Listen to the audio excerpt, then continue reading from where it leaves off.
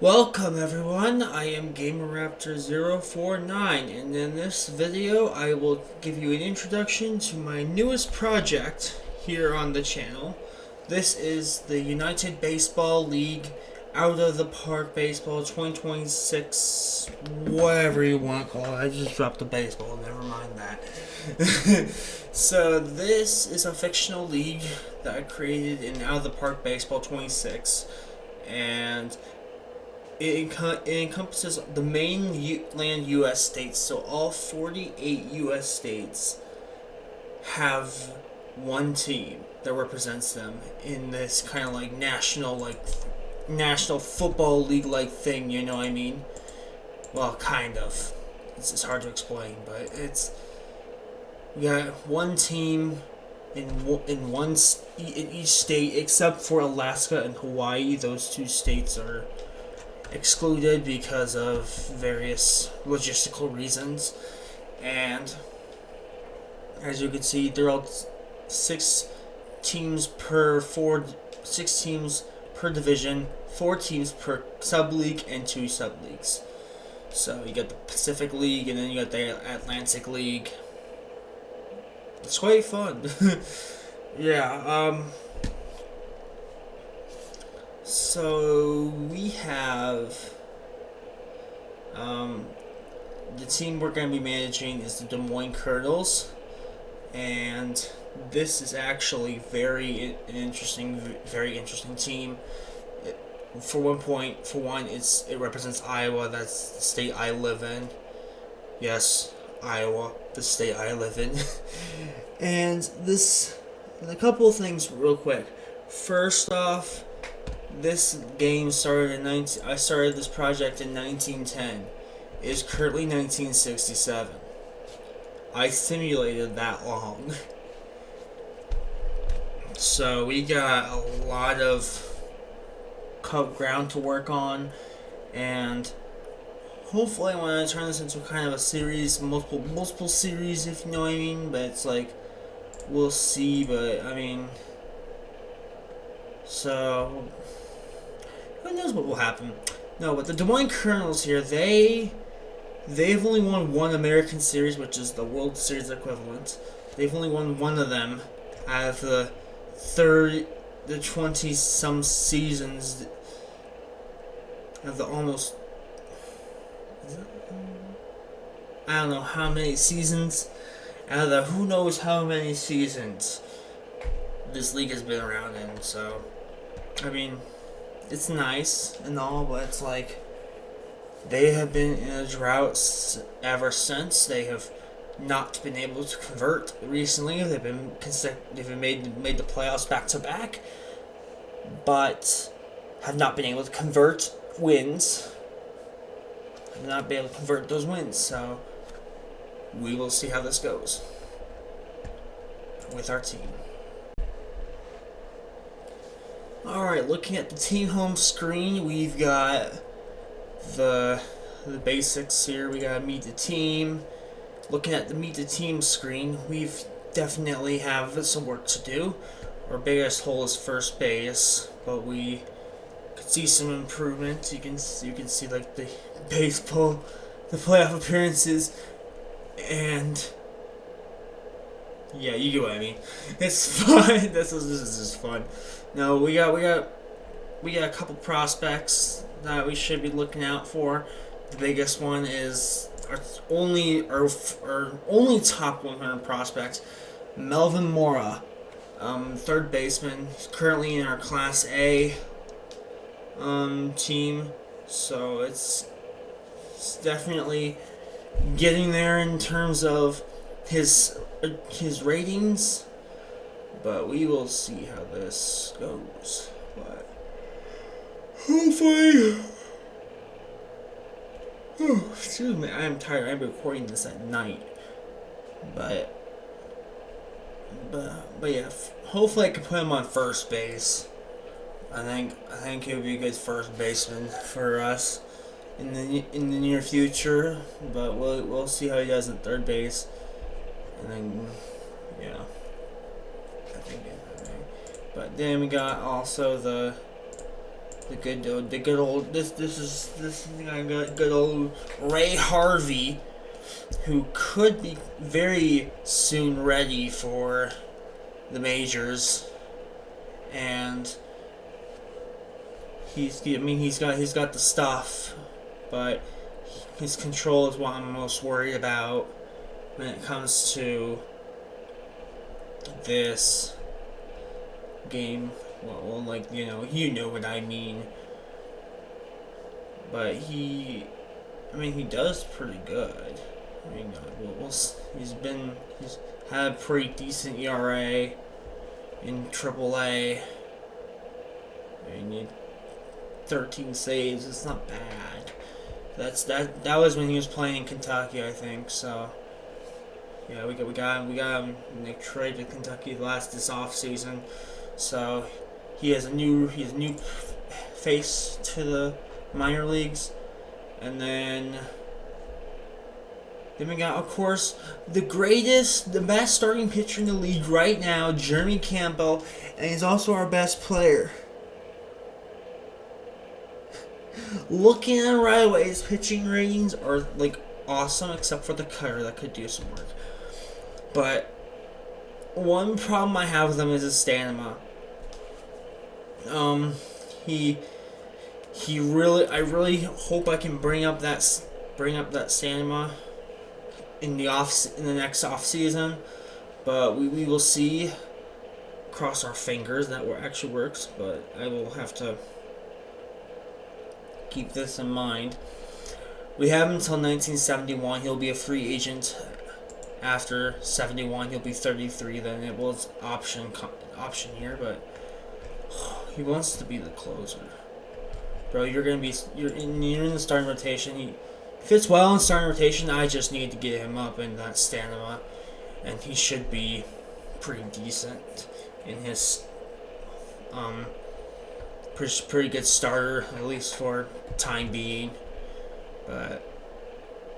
And then let's look at our second best player is another pitcher, Emmanuel Lahe. Came in from Ohio back in 1966, back in November 1966, and he's got the good control. He's got the control, which I love. His stamina is amazing. Defense could use some work, but he's got that. He's got the well-rounded ratings. Sinker stuff could be a bit better. But yeah, that's one player. And then our third best player is Justin Pinkerton, left fielder. He could put in more effort because his personality just sucks ass. No, I'm just kidding. No, he's signed through 1967. He'll be a free agent after this season. Hopefully I'm not sure if I probably want to try and keep him. See how much he regresses, but his defense is just shit at left field. Your defense is shit. I just realized that. But he's still ranked 12th, and according to all left fielders, that's really surprising to me. Yeah, that's interesting. Looking at our player development or minor league system, we rank 29th out of 48 overall, so that's pretty, I want to say average. I think it's about average, slightly below average, but it's not bad. This is what our prospects look like. Practice facilities closed, obviously. But we've got a couple players that should be pretty good. At least for Melvin Mora, we'll probably take him over to first base. Well, we got Alan Hurst, though. He's not bad. His adaptability is really good. We really gotta get that up. Oh shit. Okay.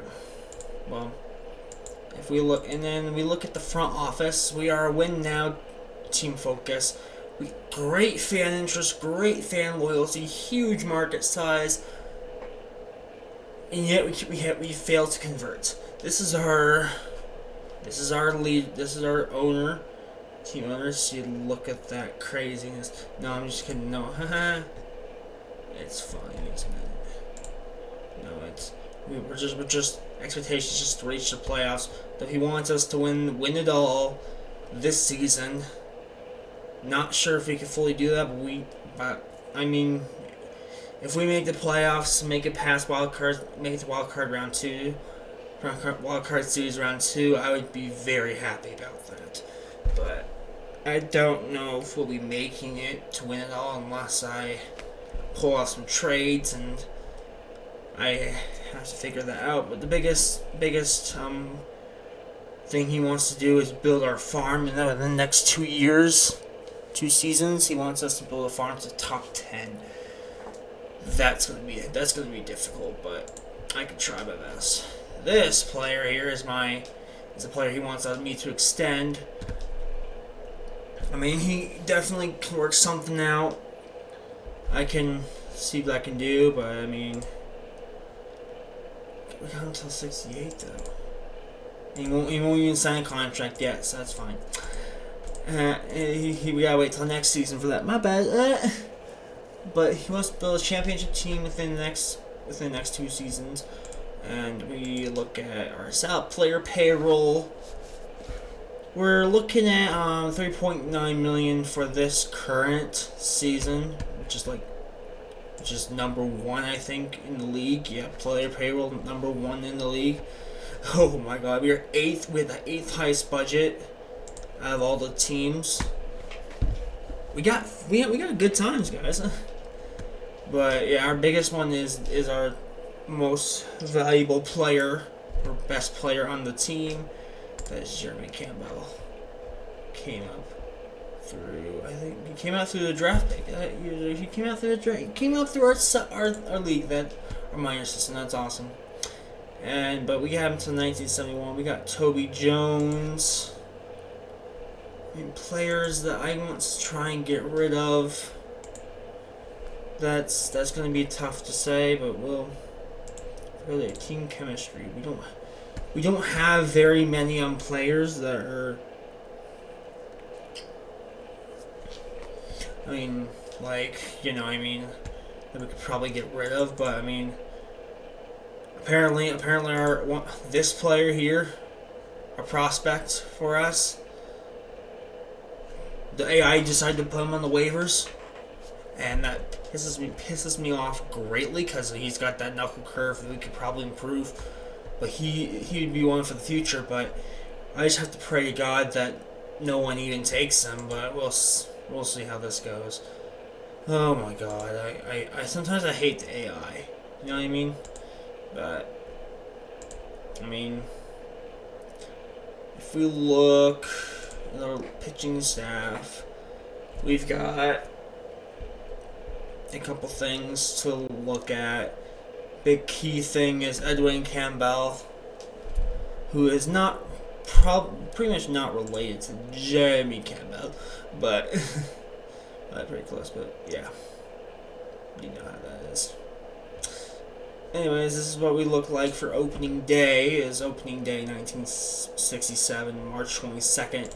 Yes, opening day. We're gonna have fun today. We're playing against North Dakota, the Fargo Winter Hawks. So yeah, we got plays to do here, guys. And looking at the lineup here, or the lineups, we got our player.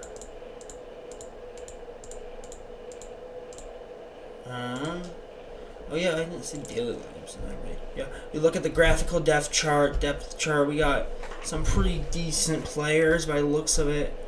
I think we're about ready for this to go. Sorry, but we got. Yeah, I think we're sitting pretty well at teams. Our team, let's go to opening day and see how well we can do. One thing I did forget to mention though is our injured list. We have two players on the injured list. We have Alex Diaz, minor league player, shoulder inflammation for 3 flipping months, which is crazy. Then we got the torn meniscus in the knee. He is wrecked in his proness, but I might have to get rid of him at some point, but it's hard to say. So hard, but oh my god. But anyways, yeah, I think we are ready to get into our baseball, our first ever game. It's opening day here in 1967 against the Fargo Winterhawks, and I think we're ready to get started, shall we? Here we are, an opening day Here we are, an opening day, everyone. In the game, we are here in the game at Winterhawks Park in North Dakota. We are ready to get started here in the game. Oh wait, I forgot to take off the pitch by pitch. That's not bad. Oh wait, I did take off pitch by pitch. And there's the first hit of the game. Well, out. Yeah, pitch by pitch, out. There we go. That's better. I don't want to drag this on forever, but yeah, first pitch. Toby Jones grounds out to second baseman Francisco Martinez of the Fargo Winterhawks. Oh boy, this is gonna be fun. First, let's go swing away.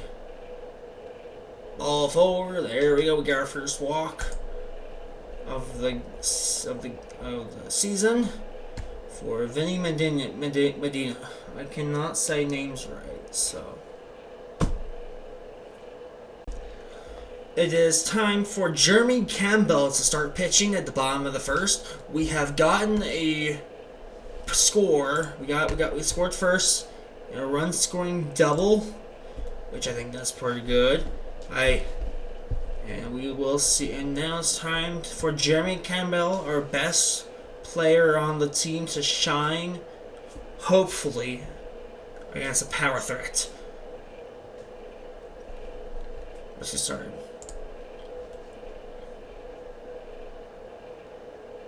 That's a pop up. Get, yeah! He got it. It's out. Yay! I'm so happy now.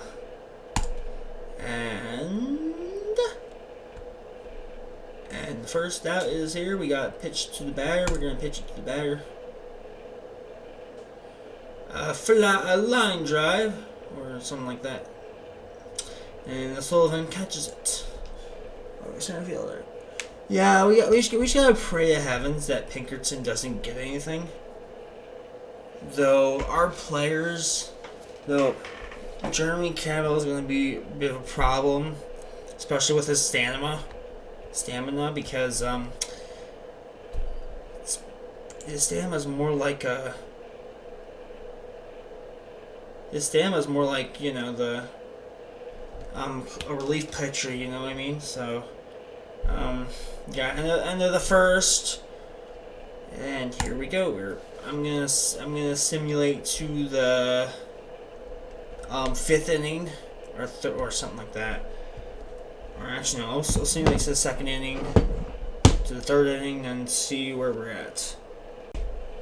Alright, it is top of the third inning. We have score still 1-0.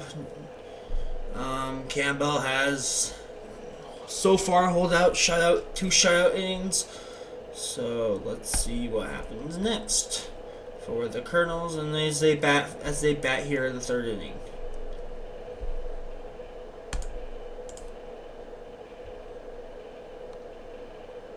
And there's a line drive, base hit to center field.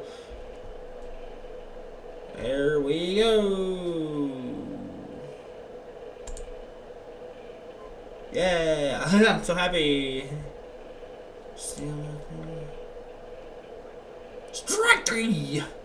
Sorry, I gotta calm down with that. Now we got We got games galore. And there we just... Oh, man.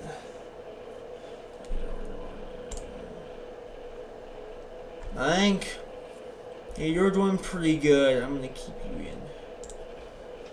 Let's see this bat. There we go. I'll watch this dude play.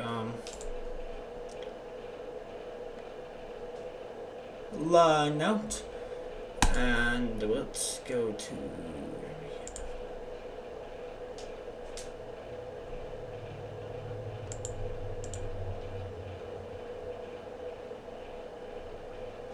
Boom. He's doing really good so far for...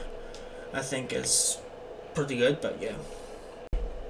Alright, simulated the rest of the game. We have won the game. It was 3-2. And Des Moines pitcher Jeremy Campbell had a really good performance. He struck out 9 hitters and walked 1. And we actually did quite well, so yeah. Baker was. And now let's leave the game. And that's it for this video. Hope you guys enjoyed, and I will get back to you guys. And see you guys in the next video where we will